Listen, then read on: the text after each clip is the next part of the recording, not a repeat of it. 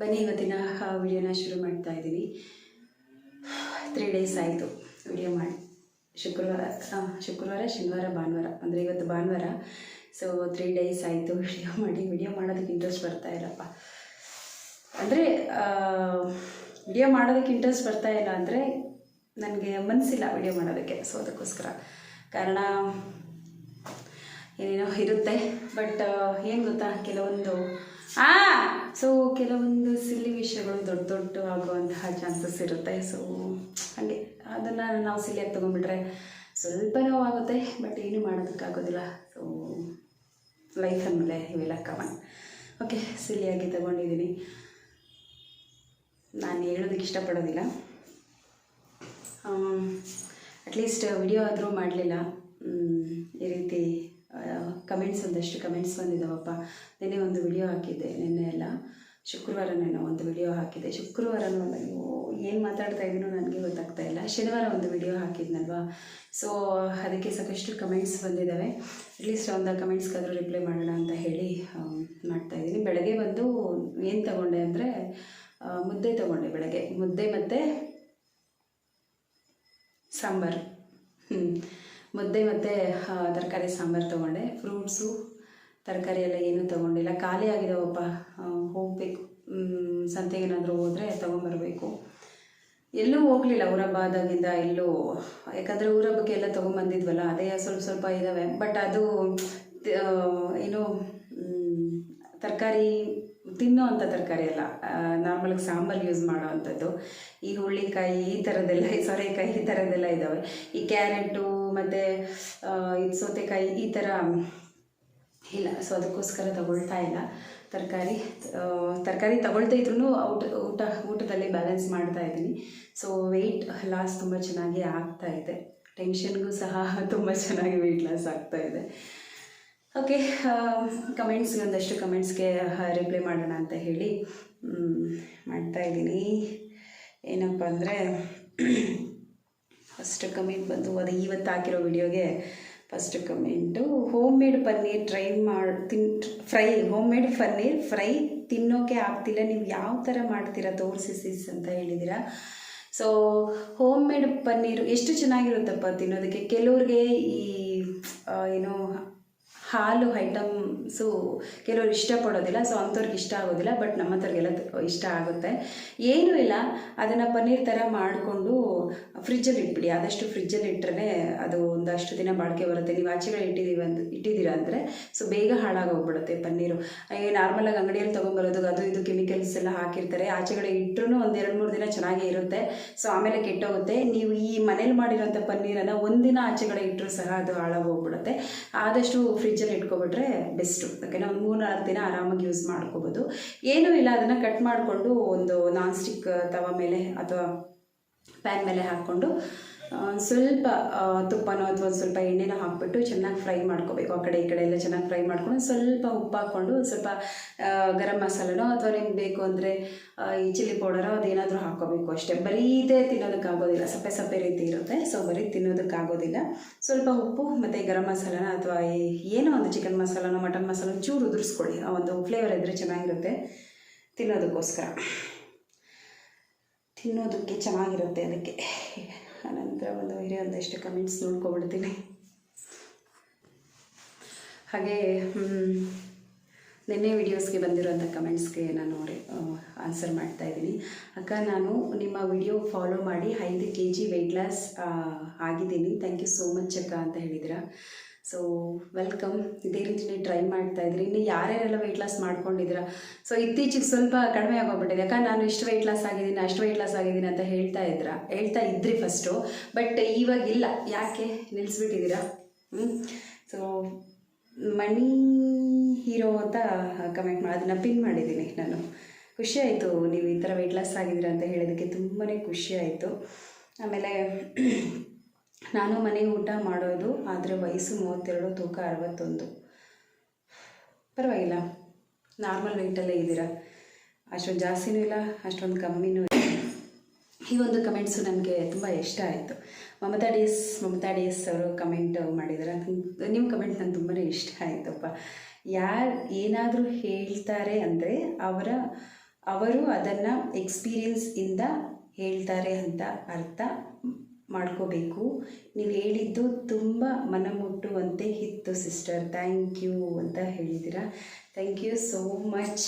So ನೋಡಿ, serious ಆಗಿ ತೊಗೊಳ್ಳೋರಿಗೆ ನಾನು ಹೇಳಿರುವಂಥ ಆ ಒಂದು ವಿಡಿಯೋದಲ್ಲಿ ಏನು ಹೇಳಿದ್ದೀರಿ, ಸೀರಿಯಸ್ ಆಗಿ ತೊಗೊಳ್ಳೋರಿಗೆ ಅದು ಅವರು ಸಹ ವೆಯ್ಟ್ ಲಾಸ್ ಮಾಡೋದಕ್ಕೆ ಹೆಲ್ಪ್ ಆಗುತ್ತೆ. ಸೊ ಸಿಲ್ಲಿಯಾಗಿ ತೊಗೊಳ್ಳೋರಿಗೆ ಏನು ಮಾಡೋದಕ್ಕಾಗೋದಿಲ್ಲ, ಯಾಕೆಂದರೆ ಅದರಲ್ಲಿ ನಾನು ಹೇಳಿರೋದು 100% ನಿಜ.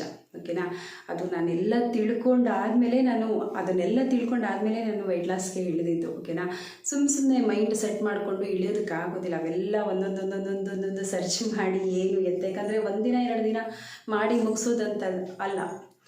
ಸೊ ನಾವು ಲೈಫ್ ಲಾಂಗ್ ಅದನ್ನು ಅಳವಡಿಸ್ಕೊಂಡ್ಬಿಡ್ಬೇಕು. ಆಮೇಲೆ ಇನ್ನೊಬ್ರು ಬಂದು, ಅಕ್ಕ ರೇಷನ್ ರೈಸ್ ತಗೋಬೋದಾ ಹೇಳಿ ಅಂತ ಕಮೆಂಟ್ ಮಾಡಿದ್ದೀರಾ.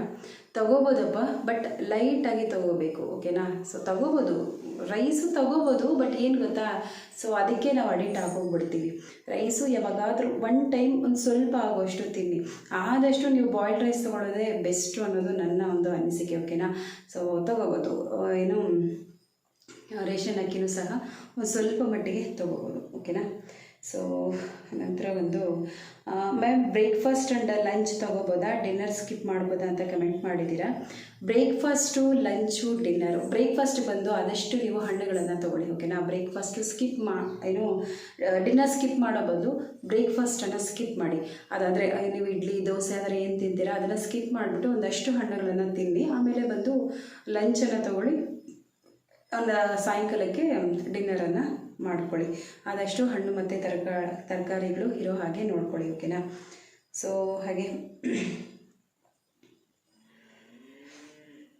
ಮಾರ್ನಿಂಗ್ ಡ್ರಿಂಕ್ ಯಾವುದು ತಗೋಬೇಕು. ಸೊ ನಾನು ಹೇಳ್ತಾನೆ ಇರ್ತೀನಿ, ಆದಷ್ಟು ಬುದುಗುಂಬಳಕಾಯಿ ಜ್ಯೂಸ್ ತೊಗೊಳ್ಳಿ, ಇಲ್ಲ ಅಂದರೆ ಯಾವುದಾದ್ರೂ ಒಂದು ಡಿಟಾಕ್ಸ್ ಇವಾಗೆಲ್ಲ ಡಿಟಾಕ್ಸ್ ಡ್ರಿಂಕ್ಸ್ ಅಂದರೆ ಹೊಡೆದ್ರೆ ಗೂಗಲಲ್ಲೆಲ್ಲ ಬರ್ತವೆ, ಯೂಟ್ಯೂಬಲ್ಲಿ ಗೂಗಲೆಲ್ಲನೂ. ಓಕೆನಾ, ಸೊ ಆರಾಮಾಗಿ ಮಾಡ್ಕೋಬೋದು ನೀವು. ಡಿನ್ನರ್ಗೆ ಮುದ್ದೆ ಆರ್ ಚಪಾತಿ ತೊಗೋಬೋದಾ ಸಿಸ್ಟರ್ ಅಂತ ಕೇಳಿದ್ದೀರಾ. ಡಿನ್ನರ್ಗೆ ಮುದ್ದೆ ಮತ್ತು ಚಪಾತಿ ತಗೋಬೋದು, ಆರಾಮಾಗಿ ತೊಗೋಬೋದು. ಆದಷ್ಟು ಒಂದು 5 ಗಂಟೆ ಒಳಗಡೆ ಊಟ ಮುಗಿಸ್ಕೊಬಿಡ್ಬೇಕು. ಓಕೆನಾ, ನೀವೇನಾದರೂ ಲೈಟಾಗಿ ಲಿಕ್ವಿಡ್ ರೀತಿ ತೊಗೊಂಡಿದ್ದೀರಿ ಅನ್ನೋದಾದರೆ ಸೊ 6 ಗಂಟೆ ಅಂತ ತೊಗೊಳ್ಳಿ.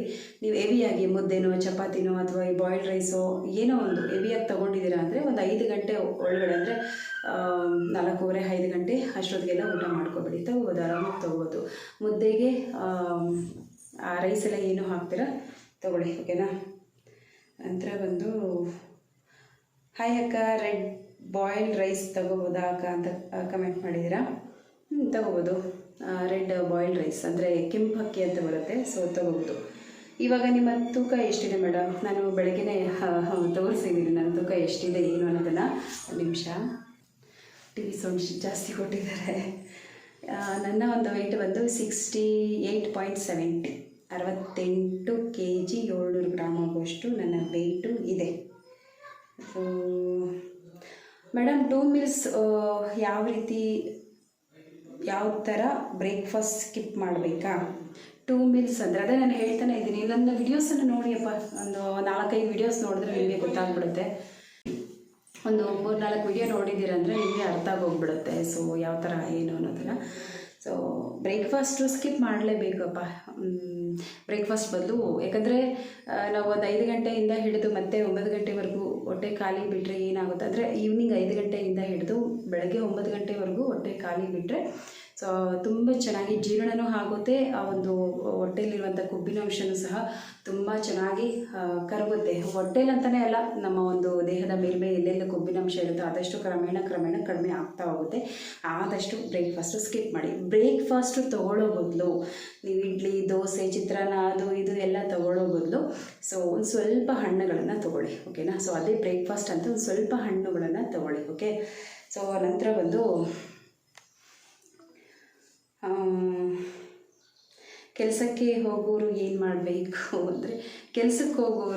ಮಾಡಬೇಕು ಅಂದರೆ, ಅದೇ ಟೈಮಿಂಗ್ಸ್ ಕರೆಕ್ಟಾಗಿ ಫಾಲೋ ಮಾಡ್ಕೊಳ್ಳಿಯಪ್ಪ. ಓಕೆನಾ, ಸೊ ಈ ಟೈಮಿಂಗ್ಸ್ ಕರೆಕ್ಟಾಗೇ ಇರುತ್ತೆ. ನೀವು ಕೆಲಸಕ್ಕೆ ಹೋಗೋರು ಬೆಳಗ್ಗೆ ಒಂದಷ್ಟು ತಿಂದ್ಬಿಟ್ಟು ಹೋಗ್ಬಿಟ್ರೆ ಮತ್ತೆ ಮಧ್ಯಾಹ್ನ ಲಂಚಿಗೆ ಬಿಡ್ತಾರೆ, ಮತ್ತು ಸಾಯಂಕಾಲ ಮನೆಗೆ ಬಂದು ಊಟ ಮಾಡ್ತೀರಾ. ಆರಾಮಾಗಿ ವೆಯ್ಟ್ ಲಾಸ್ ಆಗ್ಬೋದು ನೀವು. ಆದಷ್ಟು ಜಾಸ್ತಿ ಹಣ್ಣು ಮತ್ತು ತರಕಾರಿಗಳನ್ನು ತೊಗೊಳ್ಳಿ. ಓಕೆನಾ, ಡ್ರೈ ಫ್ರೂಟ್ಸು ಈ ರೀತಿ ಚೆನ್ನಾಗಿ ತೊಗೊಳ್ಳಿ. ಜಾಸ್ತಿ ರೈಸ್ ಇವಾಗೆಲ್ಲ ಸ್ವಲ್ಪ ಬೇಗ ಆಗುತ್ತೆ ಅಂತ ಹೇಳಿ ಕೆಲಸಕ್ಕೆ ಹೋಗೋ ಒತ್ತಡದಲ್ಲಿ ಏನು ರೈಸ್ ಐಟಮ್ಸ್ನೇ ಜಾಸ್ತಿ ಮಾಡ್ಕೊಳ್ತೀರಾ. ಟೊಮೊಟೊ ಬತ್ತಂತೆ, ಚಿತ್ರಾನ್ನಂತೆ ಜಾಸ್ತಿ ಇವಾಗೆಲ್ಲ ಚಿತ್ರಾನ್ನನೇ ಮಾಡೋದು, ಯಾಕಂದರೆ ಬೇಗ ಆಗೋಗ್ಬಿಡುತ್ತೆ ಪುಳಿಯೋಗರೆ ಅದು ಇದು ಅಂತ ಹೇಳಿ. ಸೊ ಅದ್ರ ಬದಲು ಈ ರೀತಿ ಗೋಧಿ ನುಚ್ಚು ರೈಸೋ ಅಥವಾ ಬಾಯ್ಲ್ಡ್ ರೈಸು, ಒಂಚೂರು ಮುದ್ದೆನೋ ನಿಮಗೋಸ್ಕರ ಅಂತ ನೀವು ಟೈಮ್ ಕೊಡಿ, ಓಕೆನಾ. ಸೊ ಒಂಚೂರು ಮುದ್ದೆನೋ ಏನೋ ಒಂದು ಮಾಡಿಕೊಂಡು ತೊಗೊಂಡು ಹೋಗಿ. ಆದಷ್ಟು ರೈಸನ್ನು ಕಡಿಮೆ ಮಾಡಿ. ಸೊ ಅದೆಲ್ಲ ತೊಗೊಂಡಾಗ ಹಣ್ಣು ಮತ್ತು ತರಕಾರಿಗಳನ್ನು ಸ್ವಲ್ಪ ಜಾಸ್ತಿ ತೊಗೊಳ್ಳಿ, ಓಕೆನಾ, ಕೆಲಸಕ್ಕೆ ಹೋಗೋರು. ಆಮೇಲೆ ಮೇಡಮ್ ಅವಲಕ್ಕಿ ತಿನ್ಬೋದಾ ಅಂತ ಕೇಳಿದರೆ ಆರಾಮಾಗಿ ತಿನ್ಬೋದಪ್ಪ ಅವಲಕ್ಕಿ. ಹಾಗೆ ಡೈಲಿ ತಿನ್ನೋಂಗಿಲ್ಲ, ಯಾವಾಗಾದರೂ ಒಂದೊಂದು ಸತಿ ತೊಗೊಳ್ಳಿ, ಓಕೆನಾ. ಅವಲಕ್ಕಿ ಚಿತ್ರಾನ್ನ ನಾನು ಸುಮಾರು ಸತಿ ತೋರಿಸಿದ್ದೀನಿ ನನ್ನ ವಿಡಿಯೋಸಲ್ಲಿ. ಅವಲಕ್ಕಿ ಚಿತ್ರಾನ್ನ ಮತ್ತು ಈ ಬಾಳೆಹಣ್ಣು ಅದೆಲ್ಲ ಹಾಕ್ಬಿಟ್ಟು ರಸಾಯನ ರೀತಿ ಮಾಡ್ತಾರಲ್ವ, ಅವಲಕ್ಕಿ ಅದೆಲ್ಲ ಹಾಕಿ ಸೊ ಆರಾಮಾಗಿ ತೊಗೋಬೋದು ಯಾವಾಗಾದರೂ ಒಂದೊಂದು ಟೈಮು. ಅಕ್ಕ ನಾನು ಮಾಡಬೇಕು ಆದರೆ ನನಗೆ ಮನಸ್ಸು ಬರ್ತಾ ಇಲ್ಲ. ಯಾಕೆ ಮನಸ್ಸು ಬರ್ತಾ ಇಲ್ಲ? ಮನಸ್ಸು ಮಾಡಿ ಸ್ಟ್ರಾಂಗಾಗಿ ನಿರ್ಧಾರ ಮಾಡಿ, ಖಂಡಿತ ಸಾಧ್ಯ ಆಗುತ್ತೆ. ಮಾಡಿ, ನಿಮ್ಮ ಕೈಯಲ್ಲಿ ಆಗುತ್ತೆ. ಒಂದು ಸತಿ ಟ್ರೈ ಮಾಡಿದ್ರೆ ಅದೇ ನಿಮ್ಮನ್ನು ಕರ್ಕೊಂಡು ಹೋಗ್ತಾ ಇರುತ್ತೆ, ಓಕೆನಾ. ಸೊ ಇಷ್ಟೇನಪ್ಪ ಕಾಮೆಂಟ್ಸು, ಜಾಸ್ತಿ ಏನೂ ಇಲ್ಲ, ಓಕೆ. ಆಮೇಲೆ ಇವತ್ತಿನ ಒಂದು ವಿಡಿಯೋಗೆ ತುಂಬ ಜನ ಅಕ್ಕ ಬೇಜಾರು ಮಾಡ್ಕೊಬೇಡಿ ಅಂತ ಕಮೆಂಟ್ ಮಾಡಿದ್ದಾರೆ. Thank you so much. ನಿಮ್ಮ ಪ್ರೀತಿ, ನಿಮ್ಮ ವಿಶ್ವಾಸ, ನಿಮ್ಮ ಒಂದು ಏನು ಹೇಳ್ತಾರೆ ಪ್ರೀತಿ ಯಾವಾಗಲೂ ನನ್ನ ಮೇಲೆ ಇದೇ ರೀತಿಯೇ ಇರಲಿ. ಬೇಜಾರು ಏನೂ ಇಲ್ಲಪ್ಪ, ಏನೋ ಒಂಥರ ಮನಸ್ಸಿಗೆ ನೋವು ಅಷ್ಟೇ, ಇನ್ನೇನೂ ಇಲ್ಲ. ಸೊ ಅದನ್ನು ಸಿಲಿಯಾಗಿ ತೊಗೊಂಡ್ರೆ ಆರಾಮಾಗಿ ಮುಂದೆ ಹೋಗ್ಬೋದು. ಓಕೆ, ಇಷ್ಟ ಆಗಿತ್ತು. ಸೊ ಇನ್ನೇನಾದರೂ ಕ್ವಶನ್ಸ್ ಇದ್ದರೆ ಕೇಳಿ ಕಮೆಂಟ್ ಮೂಲಕ. ಆನಂತರ ನನ್ನ ಒಂದು ಇನ್ಸ್ಟಾಗ್ರಾಮ್ ಐಡಿಯನ್ನು ಡಿಸ್ಕ್ರಿಪ್ಷನಲ್ಲಿ ಕೊಟ್ಟಿರ್ತೀನಿ ಲಿಂಕು.